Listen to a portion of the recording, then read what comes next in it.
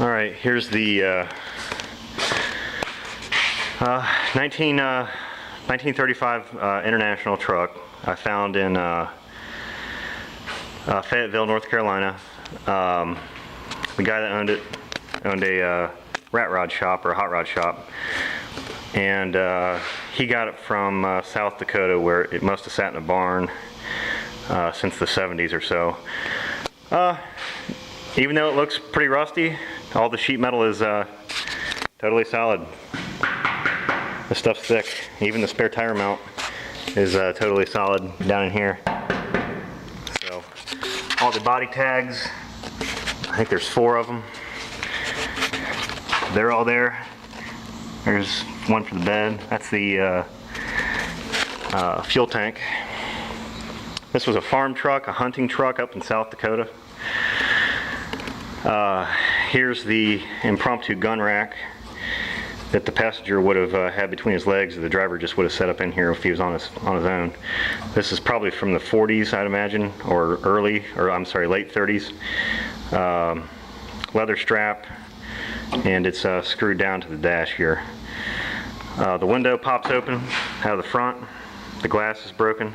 It also has a vent right here that I haven't been able to get working yet. I haven't really worked on it too much. The interior is pretty well shot. There's not a whole lot in here. Those seats are World War II, actually they're brand new World War II Jeep seats that he gave me along with this. There's no floor in it because the floor was originally wood, and the wood is gone. So, 3-speed transmission. Shifter ball is a golf ball right now. Transmission works. Universal joint's pretty interesting. Someone farmered this thing. I'll try to get in on that. So I'm pretty good with it. Most of the inside structure is made out of wood, oak. So there's your wood panels. There's sheet metal that goes over top of that. All the wood is oak. And I'm not going to knock it. It lasted a pretty long while. This truck's 78 years old, so I probably will not put wood back in. I'll probably put small tubing. And here's the model of the truck. Can't hardly see it. It says International Harvester Company, Chicago, Illinois. Oh, this is kind of cool. This came with it. This is a Studebaker upgrade from probably the late 40s, and this is a heater core. This is a heater blower motor. This was actually an aftermarket kit that Studebaker Car Company sold, and whoever had this car put it in, which is pretty neat. This is the old emergency brake, not hooked up. The brakes are actually 100% mechanical. They are not hydraulic. It's a cable pull system, and all 4 wheels are drums, and the brakes do not work. The bodies back in the 30s pretty much bolted together. So you'll see all these seams up here kind of loose, but that's not really a bad thing. They just need fastened back together. The hinges, everything works. Spare tire mount. I thought this was pretty interesting. This is a factory International motor. This is the intake manifold. It's actually got this little widget on here that I've never seen before. It's a little cup with a valve on it, and you can open it or close it. That's opened and that's closed. I can only assume that you would have put some kind of alcohol in there on a cold day to get the thing started. And I don't know, I guess that's what that was. The carburetor is off of a Ford. I'm not sure where the carburetor came from. It's a flathead inline 6.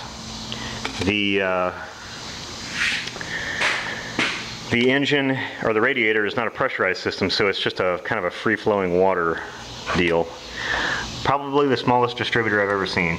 And these are the original plug wires from 1935, and they are in rough shape. But they still work. They're the old cord style stuff. No plastic on them. You can barely see the emblem of the engine, International.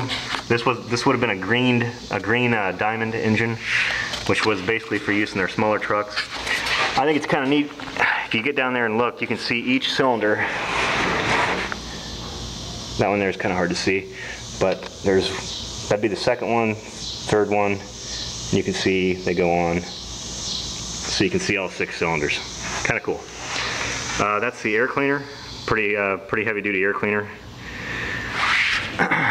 Everything back then would have been made by the company that was making the truck. So this was made by International Harvester, International Air Cleaner. Generator, everything's 6 volt. I only have a 12 volt battery. You can see the spark plug boots, or lack thereof. That's how they did it back then. This tube here was supposed to be the wire separator. It's obviously not doing its job. The hood, everything works. The frame is in excellent condition. And I'm going to see if I can get this thing to start up with a 12 volt battery. Someone rigged this switch up. And then here's my starter.